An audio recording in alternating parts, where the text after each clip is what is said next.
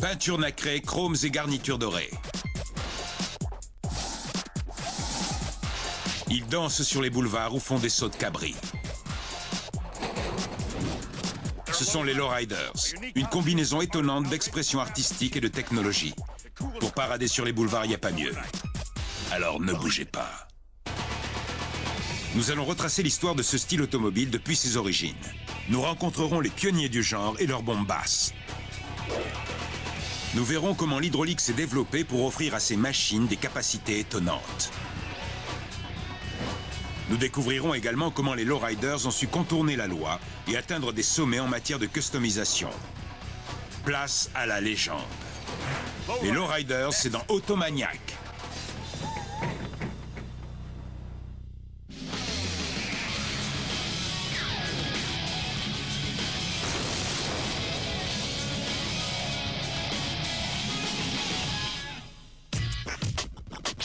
Les lowriders, un mouvement à part dans l'univers de l'automobile. Ces machines ne sont pas faites pour la vitesse, mais pour le look. Elles sont l'archétype de la customisation.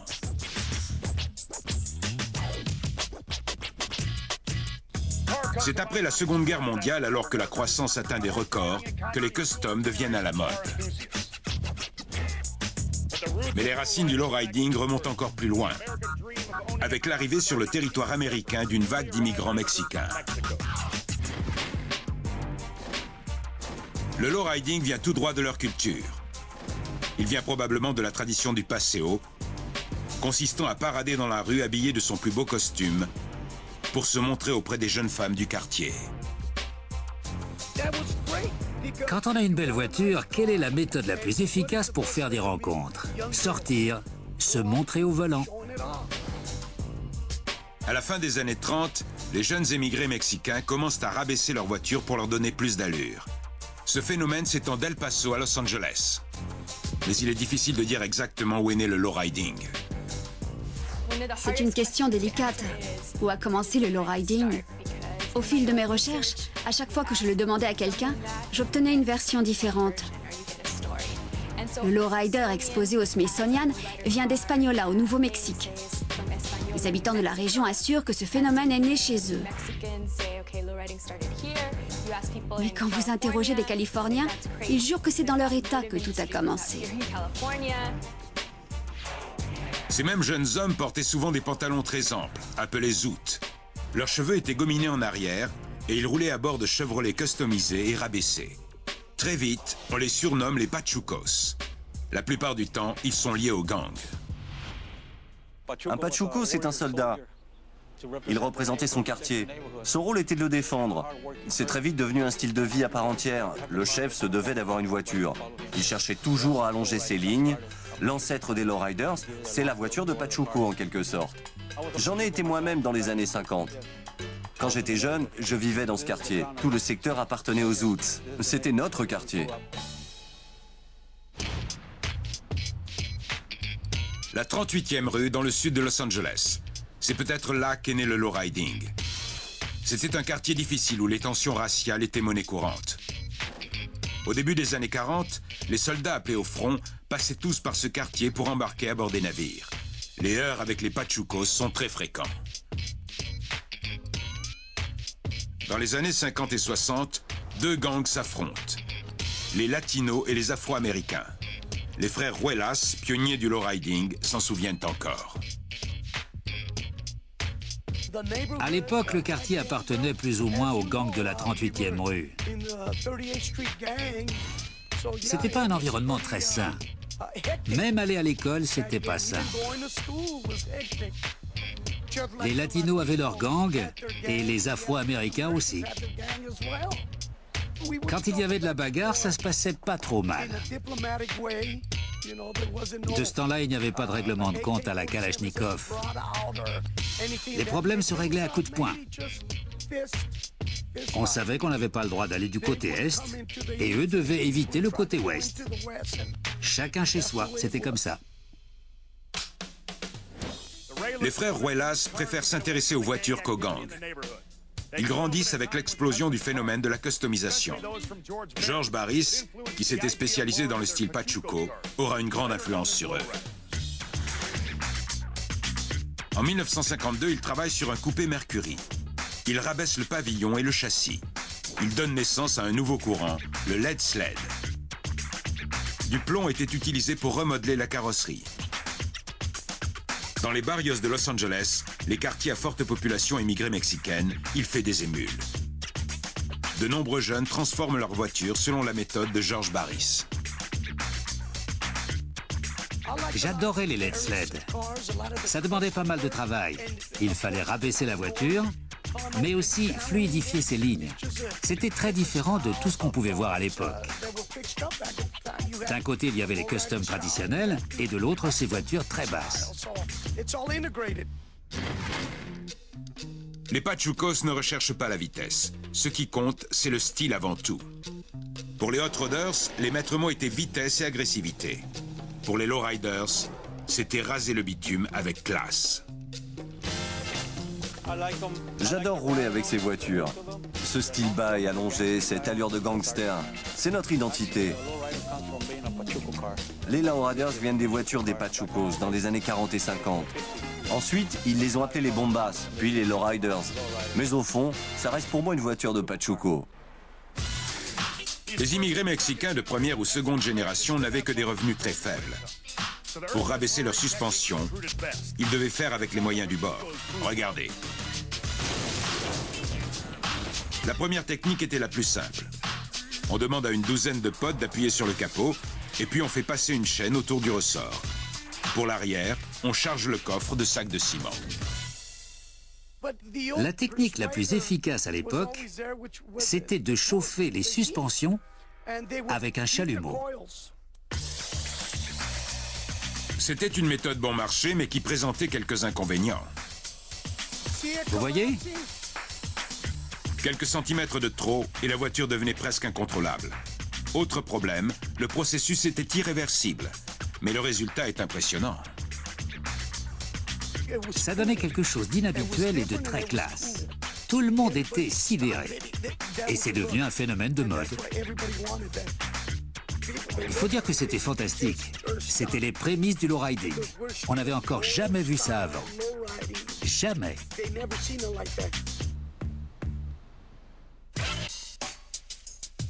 En 1962, les frères Ruelas fondent l'un des clubs de lowriders les plus célèbres, les Dukes.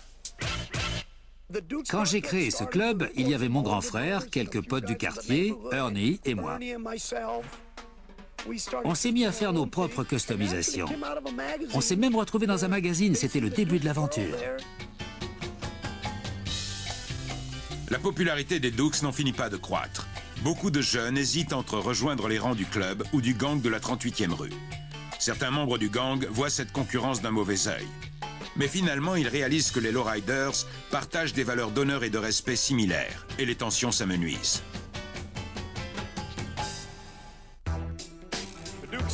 Les voitures de Pachuco deviennent les bombas. Ce sont en général de vieilles Buick ou Oldsmobile. Mais le modèle préféré des Dukes est la Chevrolet 1939. Ce qui est fantastique sur la Chevrolet 39, c'est que toutes les lignes suivent une perspective. Les optiques avant, les feux arrière, les ailes, tout est profilé.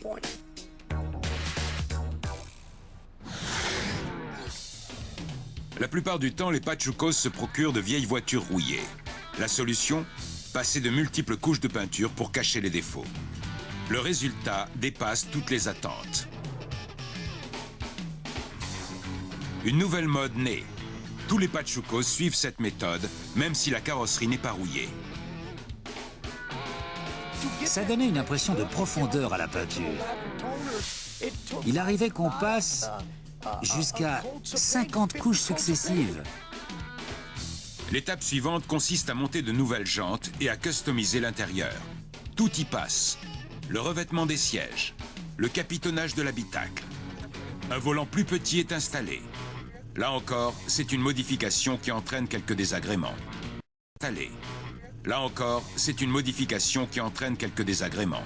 Faute de direction assistée, difficile de tourner les roues. Il valait mieux avoir de bons avant-bras. Sinon, impossible de tourner. Heureusement, les roues de plus faible diamètre compensaient ce défaut. Contrairement aux hot rodders qui cherchent à alléger au maximum leur machine, les lowriders n'hésitent pas à les surcharger d'accessoires chromés et volumineux. Une plaque métallique indique le nom du club auquel chacun est affilié.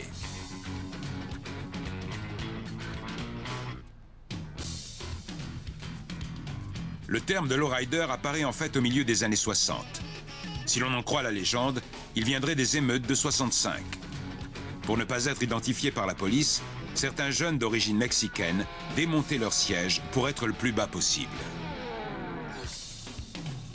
Malheureusement, ce mot est longtemps resté associé au phénomène des gangs.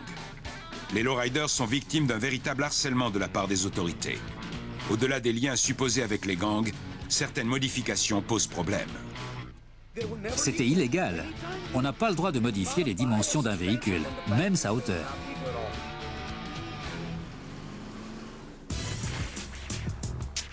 Les années 60 vont révolutionner le style. Il faut trouver un moyen de rabaisser sa voiture tout en respectant la loi. La solution est une avancée technologique majeure.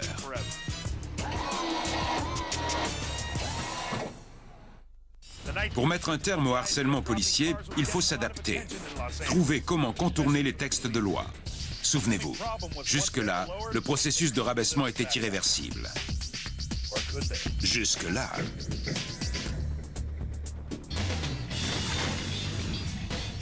En septembre 1959, une loi est votée en Californie interdisant toute pièce située plus bas que la limite de la jante. Ron Aguirre, spécialiste du custom, en a assez d'accumuler les amendes. Il conçoit le premier système de suspension hydraulique. Il monte sur sa corvette une pompe hydraulique provenant d'un avion militaire. Il peut régler sa garde au sol. L'application est toute trouvée. On rehausse la suspension quand on croise la police et on l'abaisse le reste du temps. Tous les lowriders font la queue devant son atelier. Au début des années 70, quand j'allais au lycée, tout le monde montait son système hydraulique devant leur garage. C'était tout nouveau. Avant ça, il fallait aller louer un chalumeau et chauffer les ressorts pour abaisser la garde au sol. C'était pas toujours très fiable. Le problème, c'est que ces systèmes sont assez complexes à installer. Regardez. Un mètre-cylindre est monté à la place de la jambe de suspension. Le ressort hélicoïdal est maintenu en place autour du mètre-cylindre. Dans le coffre, on installe un réservoir de fluide hydraulique relié à une pompe. Pour augmenter la garde au sol, la pompe force le liquide à entrer dans les mètres-cylindres. La pression est de plus de 600 bars. Il faut bien ça pour lever une voiture de 2 tonnes minimum. Le processus inverse permet d'abaisser la garde au sol.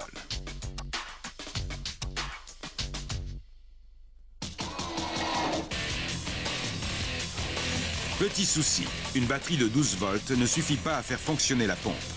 Il faut en installer plusieurs, jusqu'à 10, dans le coffre. Le système le plus simple permet de contrôler la hauteur de l'essieu avant et arrière séparément. Le fait de pouvoir rehausser la voiture va s'avérer très utile pour franchir les dos d'âne, les passages protégés, sans oublier l'essentiel, pouvoir éviter les ennuis avec la police.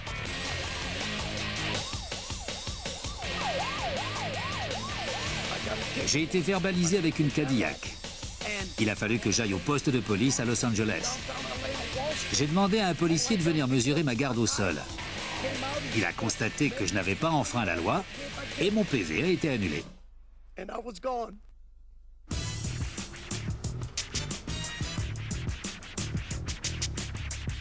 Hélas, les forces de l'ordre ne se laisseront pas berner très longtemps.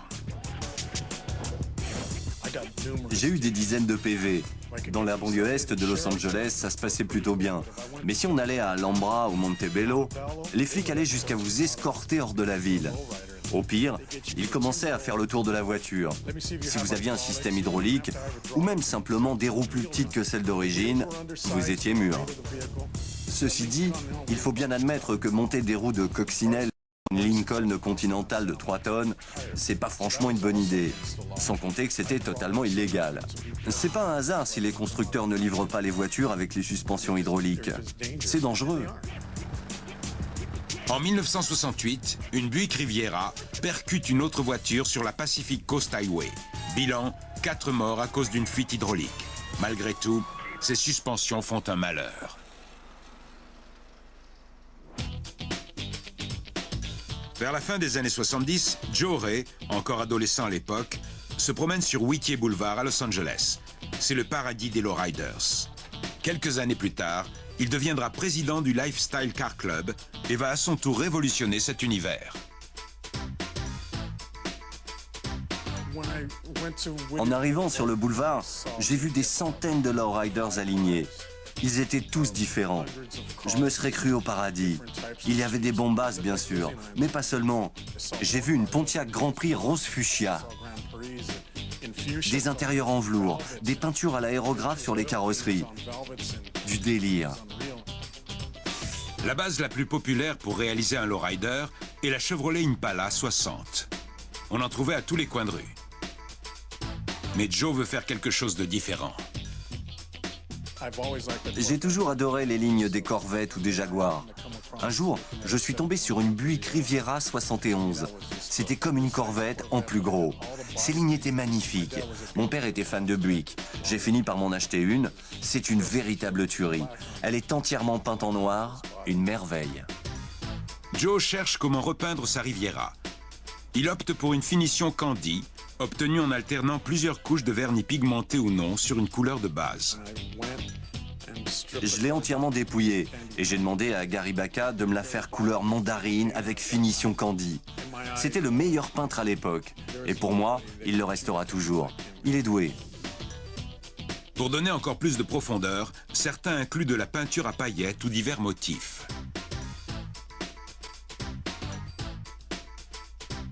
C'est ensuite le frère de Gary Baca, Ben, qui se charge du reste du design.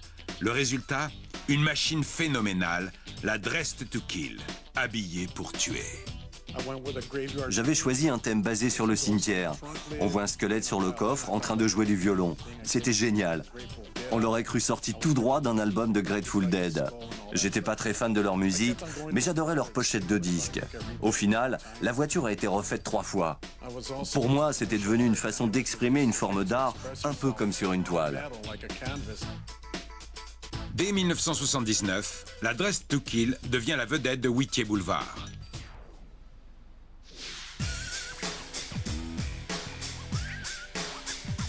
Mais parader en ville devient dangereux. Les rivaux n'hésitaient pas à démolir ces petites merveilles. Et les gangs devenaient de plus en plus dangereux. Ils considèrent les lowriders comme des intrus sur leur territoire. J'allais au lycée à Montebello. C'était de la folie pure. C'était l'époque où les armes à feu ont remplacé les poings. Ça a entraîné tout le quartier dans une spirale infernale. Les flics étaient impuissants.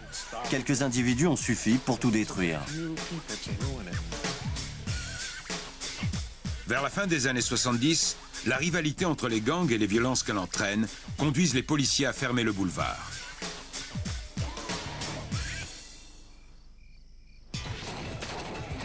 Fini les parades. Le lowriding est contraint à évoluer. Joe Ray et les frères Wallace avaient déjà révolutionné l'univers du lowriding. Mais cette fois, une nouvelle direction est prise. On peut dire que ce mouvement va faire un bond en avant.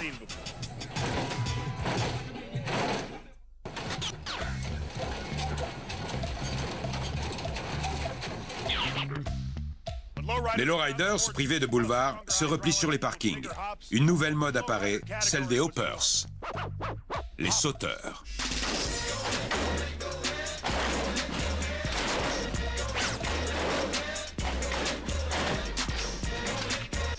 C'est des malades.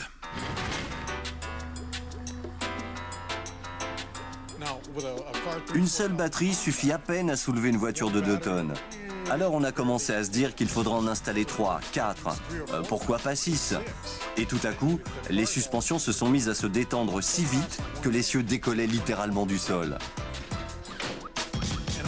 À partir de ce moment-là, la mode était au rassemblement de lowriders qui s'installaient en cercle sur des parkings. Celui qui faisait sauter le mieux sa voiture gagnait. C'était un vrai phénomène de société. Tout le monde essayait de monter des systèmes hydrauliques encore plus gros. C'était à celui qui ferait bondir sa voiture encore plus haut que l'autre. Ça devenait une véritable frénésie. C'était très impressionnant à voir. C'est ce qui a permis de tourner une page. Le lowriding entre dans une nouvelle ère. Celle des manifestations dûment déclarées. Celle des concentrations officielles à travers tous les États-Unis. Allez, allez, on l'encourage.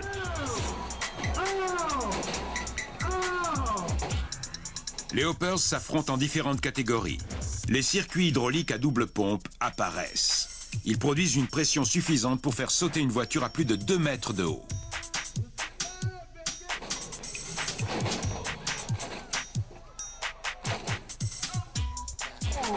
Regardez ça! Incroyable! Avec ces compétitions, l'hydraulique devient une affaire de gros sous. Impossible pour le conducteur de rester à l'intérieur des voitures. Ils sont remplacés par des opérateurs munis d'une télécommande. Il va y arriver! Eh oui, c'est ça Las Vegas!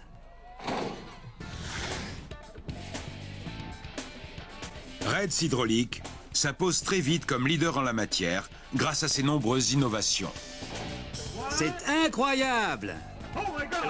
On détient le record en catégorie simple pompe avec 1,62 m de la base du pneu au sol. Dans les années 70, on dépassait jamais les 5 cm. Maintenant, le minimum, c'est 1,50 m. Il faut différents paramètres pour arriver à ce résultat. Le bon matériel, le bon nombre de batteries, l'équilibrage de l'équipement.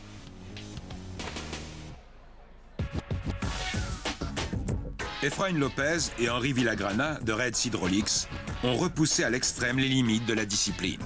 En 1988, ils font sensation en présentant leur Raidosaurus. Tout le monde était sidéré. C'était du jamais vu. L'équipe a vu grand, très grand. La suspension arrière a une détente tout simplement ahurissante. À l'origine, on a conçu cette voiture pour la faire se retourner complètement. La première fois qu'on l'a essayée, elle s'est effectivement retournée.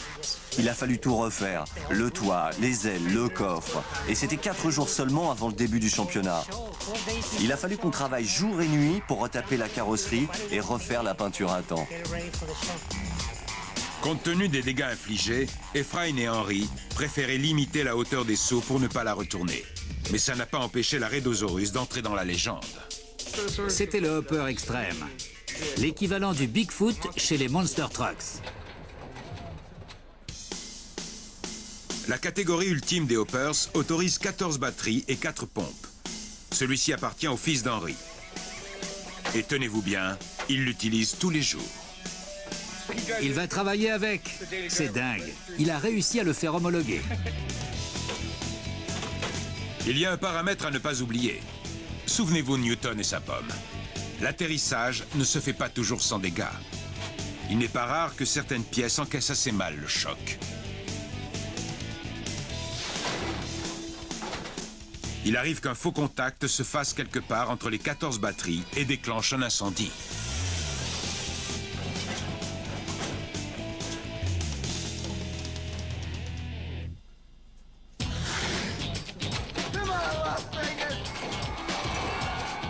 Au fil des compétitions, les figures deviennent de plus en plus complexes. Une autre discipline apparaît. Le car dancing, ça a commencé à la fin des années 90, avec les quadruples pompes, une par mètre cylindre. On contrôlait chaque roue séparément. Et voilà le mode vibreur! Ça, c'est le Joker, une Impala 63. C'est un danseur, on peut dissocier les mouvements. L'avant, l'arrière, le côté et l'autre côté. L'autre côté.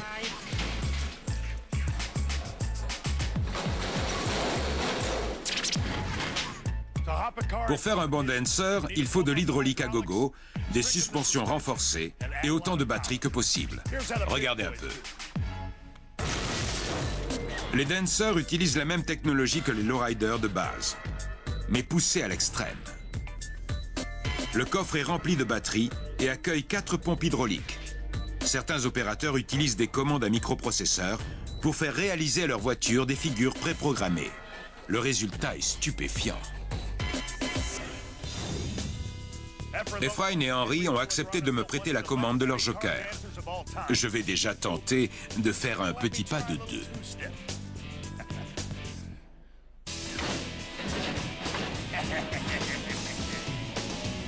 Je me sens comme un gamin à qui on a offert une voiture radiocommandée, version XXL.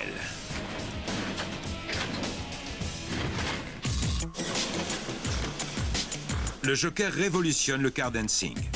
Son système hydraulique renforcé lui permet de faire des sauts de côté.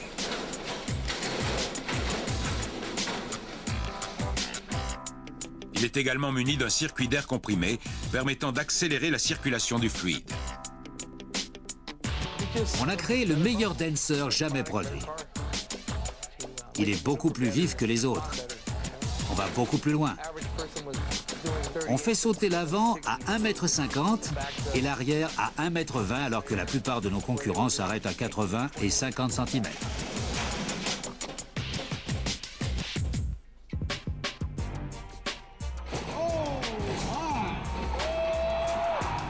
N'ayez pas peur de casser quelque chose pendant la compétition.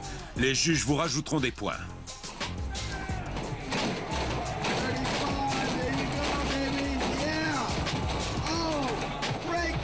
Et les réparations sont faciles à faire. Le plus souvent, c'est les ressorts hélicoïdaux ou les moyeux qui cassent. C'est pas compliqué à réparer, mais si la voiture est bien préparée, ça évite ce genre d'ennui.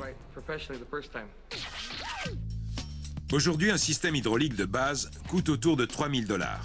La version compétition, elle, en vaut entre 6 et 10 000.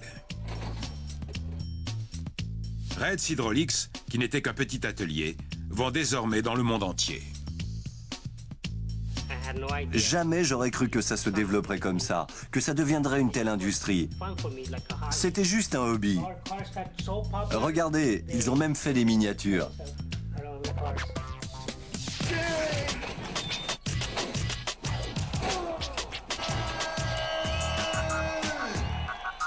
Après les hoppers et les dancers, les lowriders cherchaient d'autres exploits à réaliser. Ils ont alors décidé de revenir aux sources, le custom. Attention, on va faire dans le lourd. Pendant les années 80, les lowriders sont restés bannis des rues. Certains amateurs se sont alors retrouvés dans les salons. Cette fois, plus de risque de perdre un pare-choc. La compétition est beaucoup plus calme. Chacun laisse son art s'exprimer librement.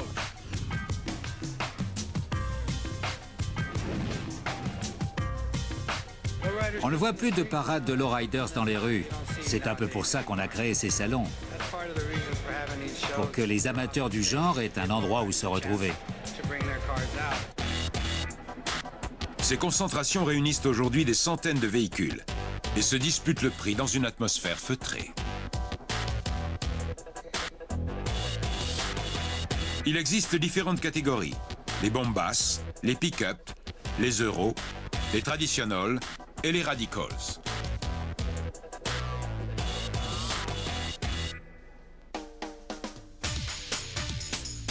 En 1995, Joe Ray se lance dans la course. Il remporte le prix du lowrider de l'année grâce à sa Lincoln Mark V Las Vegas. Il présente des modifications de carrosserie radicales centrées autour du thème des casinos. On y trouve une table de craps et une roulette. La peinture arc-en-ciel est l'œuvre de Mario Gomez. Et les dessins sont d'un certain cartoon. On est passé dans une autre dimension. Cette fois, il n'y avait plus aucune limite. En catégorie radical, les modifications sont classées en 7 catégories, parmi lesquelles le moteur, le cadre et les suspensions. On ne se contente pas de customiser la vieille voiture que grand-père gardait au garage. On refait tout intégralement. Dans ces salons, la crème du tuning, comme Chino et Joaquin Vega, s'affrontent en catégorie Radical. Des miroirs sont placés sous le châssis pour que le jury ne rate rien. Regardez ça. Tout est refait, dans le moindre détail. Chino et Joaquin ont fondé en 1995 C&L Hydraulics, un petit atelier du sud de la Californie spécialisé dans les hoppers. Au début, on faisait des voitures homologuées pour la route. Ensuite, on est passé aux hoppers, puis aux radicals. 8 ans plus tard, ils remportent le titre de lowrider de l'année dans la catégorie Rennes, grâce à leur Monte Carlo 79, la Orgullo Mexicano ou Fierté mexicaine. Et c'est loin d'avoir été son seul trophée. On a progressé lentement, en commençant par l'arrière, puis les portières inversées, et on a continué au fur et à mesure que les idées nous venaient. Les frères Vega ont construit un châssis sur mesure. Ils y ont installé un moteur de Corvette. Quant au pont, il provient en partie de chez Jaguar. Toutes les ouvertures, les portes, le capot et le coffre ont été revus. Pris d'un accès de folie, ils sont allés jusqu'à supprimer le volant pour dégager le tableau de bord. Mais même les radicals doivent pouvoir rouler jusqu'à leur stand. Ils ont donc dû installer des commandes de direction et d'accélération d'un nouveau genre.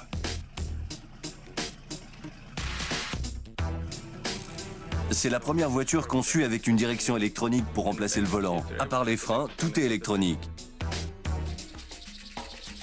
Un système hydraulique permet de soulever la carrosserie pour dévoiler le travail de gravure réalisé sur le cadre, sur la thématique aztèque. Sur l'Orgullo Mexicano, j'ai tout gravé dans les moindres détails. Le moteur, la transmission, les suspensions, le système hydraulique. Tout est basé sur des symboles aztèques. En général, les jurys se montrent toujours impressionnés. C'est sans doute la voiture la plus détaillée qu'on ait pu voir dans tous les salons de lowriders ces 2 dernières années. Les membres des jurys apprécient souvent ce côté authentique, le fait de rester fidèle au thème. Beaucoup de gens surnomment les Radicals Transformers. C'est vrai qu'on peut avoir l'impression en les regardant de voir un robot en pleine transformation. Bien évidemment, l'intérieur n'a pas été laissé pour compte.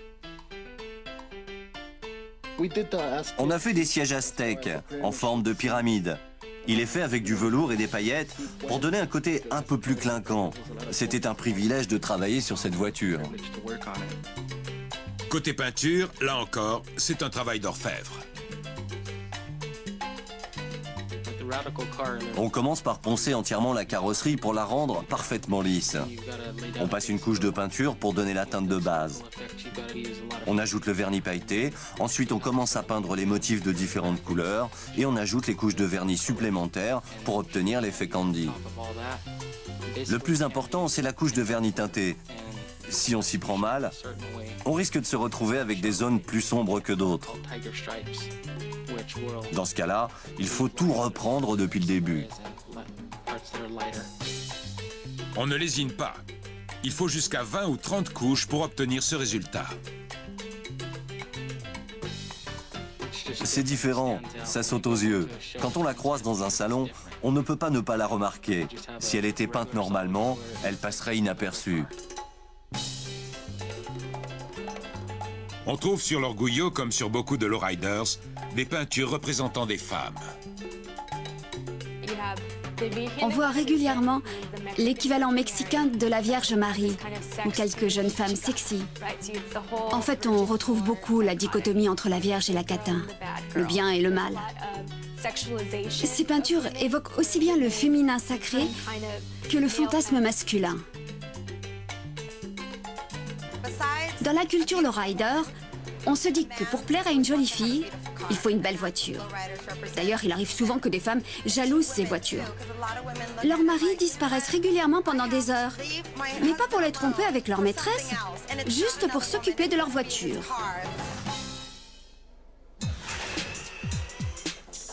Selon les frères Vega, de Uche Car Club, il a fallu 2 ans pour construire l'Orgullo Mexicano. Ils sont capables d'en chiffrer le coût, car ils ont presque tout fait eux-mêmes. mais certains dépensent jusqu'à 100 000 $ pour un lowrider de ce type. Tous les spécialistes disent qu'une voiture n'est jamais vraiment achevée. Il se pourrait bien qu'un jour, le lowrider des frères Vega soit encore modifié, voire totalement refait. Dès qu'on met le doigt dans la compétition, on ne s'arrête jamais. Peut-être qu'on a ça dans le sang. C'est notre nature. Après avoir conquis la banlieue de LA, le lowriding s'exporte à l'autre bout du monde.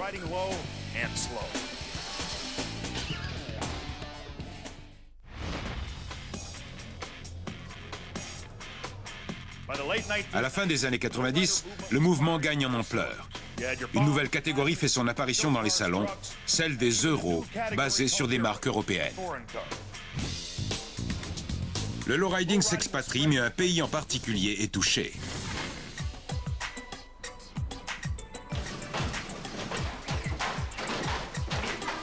Le Japon succombe littéralement à ses charmes. À Tokyo, quelques fanatiques copient non seulement les voitures, mais aussi la culture Chicano. Il suffit d'ouvrir un magazine de lowriding japonais et de regarder les photos. On croirait qu'elles ont été prises à Los Angeles. Certains Japonais déboursent des fortunes pour se faire les mêmes tatouages que les Chicanos. Ils s'imprègnent de la culture Pachuco. J'aimerais voir une scène photographiée dans les quartiers est de LA. Mais non, ça se passe à Tokyo. La première grande concentration est organisée à Osaka en 1992. Yuzuru Oishi y remporte le premier prix grâce à son Impala 59 Poison. Et pourtant, il n'a découvert le lowriding que quelques années plus tôt, de passage à Los Angeles. La voiture montait et descendait. J'avais jamais vu ça de ma vie. Ça m'a tout de suite intéressé. J'ai demandé à mon guide comment on appelait ce genre de voiture et il m'a dit un lowrider.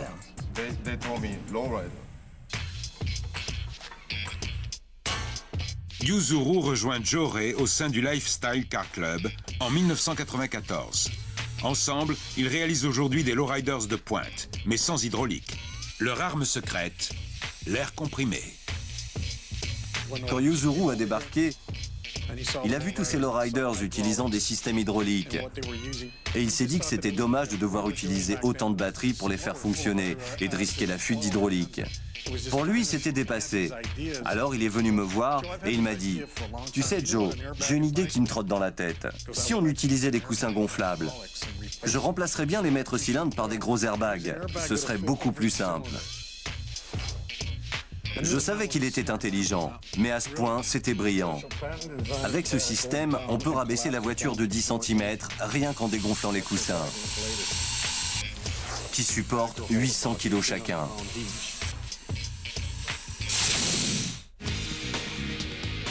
Les suspensions pneumatiques existent depuis les années 50.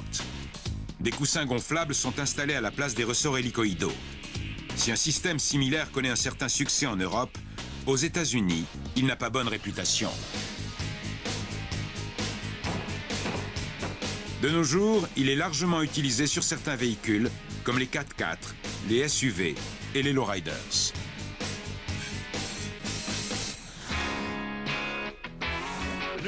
La Chrysler 300 a tout ce qu'il faut pour faire l'ultime lowrider.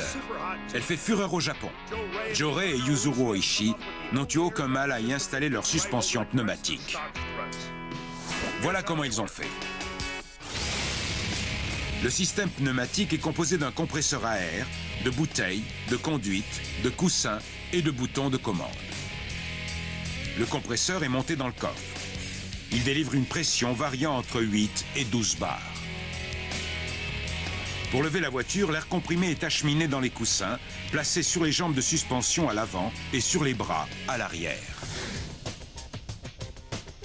Universal Air fabrique ses propres coussins destinés aux lowriders à San Bernardino en Californie. L'installation à l'avant est simple. Il suffit de déposer la jambe et le ressort hélicoïdal. On retire l'amortisseur et la suspension et on monte le système pneumatique. On peut même conserver la jambe d'origine. Ça évite de dépenser de l'argent en plus. La jambe est simplement modifiée pour pouvoir accueillir le coussin. Par contre, inutile de changer les roues. Avec le système pneumatique, aucun risque de frottement. Je vais gonfler le coussin. Vous allez voir comment ça marche. Comme vous pouvez le remarquer, il ne gonfle pas comme un ballon. Il gagne en hauteur. Après avoir testé les 4 suspensions et les avoir reliées aux conduites, le compresseur est installé dans le coffre.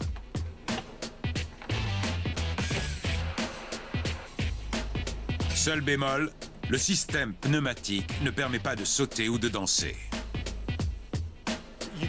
Vous pouvez surélever la voiture 1 ou 2 fois, mais après il faut attendre quelques minutes que les bouteilles se remplissent à nouveau. Si un autre gars arrive à côté de vous avec un système hydraulique, vous pourrez vous avouer vaincu.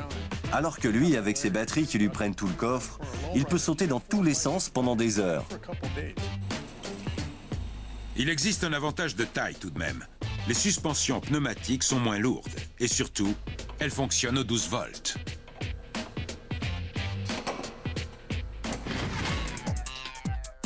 Il suffit de quelques dizaines d'heures pour les monter. Une pression sur un bouton et... C'est pas la classe? Dans le futur, les lowriders combineront certainement l'hydraulique et le pneumatique pour descendre plus bas et sauter plus haut.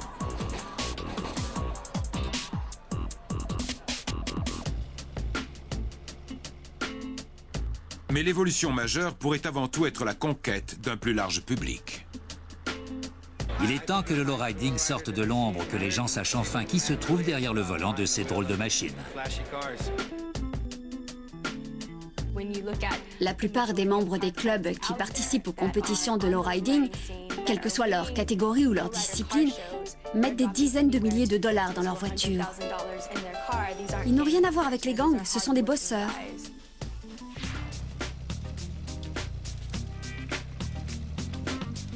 Tous les lowriders vous diront que leur passion vient tout droit de leur corazon, de leur cœur. C'est un véritable mode de vie pour nous. On y consacre tout notre temps. C'est une affaire d'honneur, de respect. C'est une histoire de code moral, chose qu'on a tendance à oublier dans notre société actuelle. Le lowriding est également une affaire de famille. Le virus se transmet de génération en génération. Les Dukes sont l'un des clubs les plus anciens. Fernando Ruelas a introduit son fils, Jason, à cet univers dès son plus jeune âge. Comme son père, il affectionne particulièrement les bombes basses. Le lowriding, c'est dans mes gènes. C'est un peu comme une seconde famille. Si je devais le refaire, je ne changerais rien du tout. Je suivrais le même chemin. Arriver à faire quelque chose d'une voiture destinée à la casse, il n'y a rien de plus gratifiant pour moi. Une histoire de famille ou une image de bad boy? Un peu les deux. On peut très bien s'orienter dans les deux directions. C'est vrai qu'on a toujours cette image négative liée aux gangs, mais avec l'évolution de cette discipline, on voit de plus en plus de familles réunies autour de cette passion. Le public est de plus en plus diversifié. Et je crois que c'est un véritable accomplissement pour la communauté du lowriding. Autant faut-il que la famille suive le mouvement. Joray le sait bien. En consacrant tout son temps à son club, il a vu ses proches s'éloigner. Je vais bientôt avoir 50 ans. J'y ai laissé des plumes dans cette affaire. J'ai perdu ma famille, mais je sais ce que je dois faire de ma vie maintenant. Je sais que mon club représente tout pour moi. Je l'ai vu grandir, je l'ai vu fluctuer. Je sais que c'est ma faute si j'en suis là aujourd'hui. Je sais que certains lowriders me considèrent comme une légende, mais je suis tout sauf ça. Je donne peut-être un exemple de ce que l'on peut faire. Je veux bien représenter un modèle ou une source d'inspiration, mais je ne suis pas une légende.